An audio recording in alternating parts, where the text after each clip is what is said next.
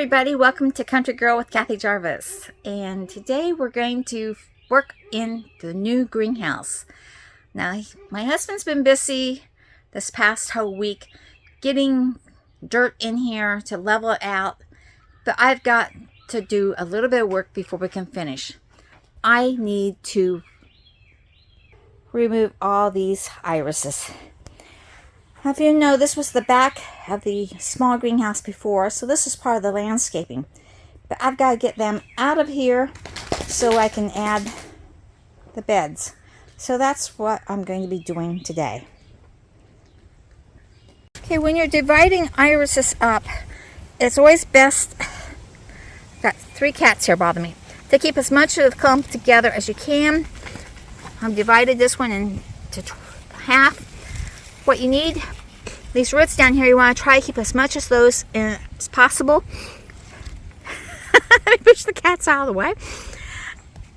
And what you do is you dig out a little hole here for the roots to go into.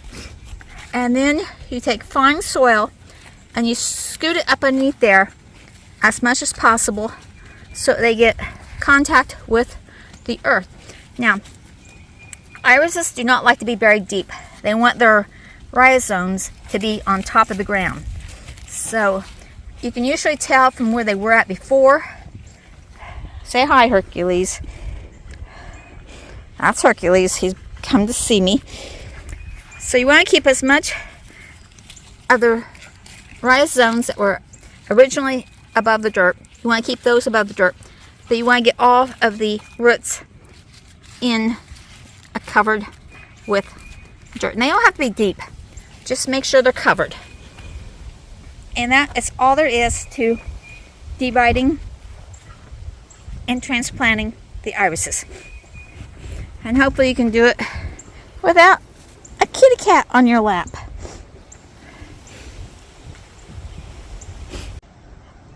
I planted a lot of the irises into the bee garden. I weeded half of it. I still got half of it yet to weed.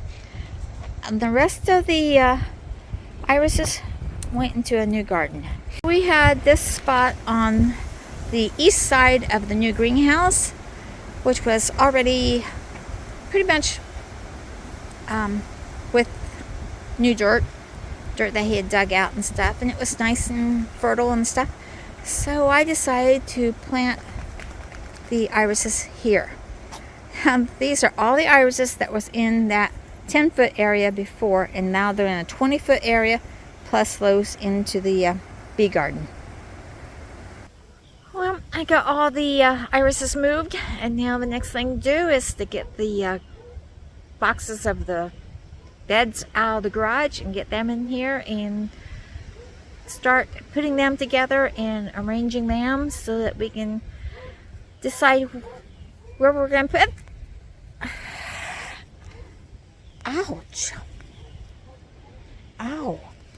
Ow.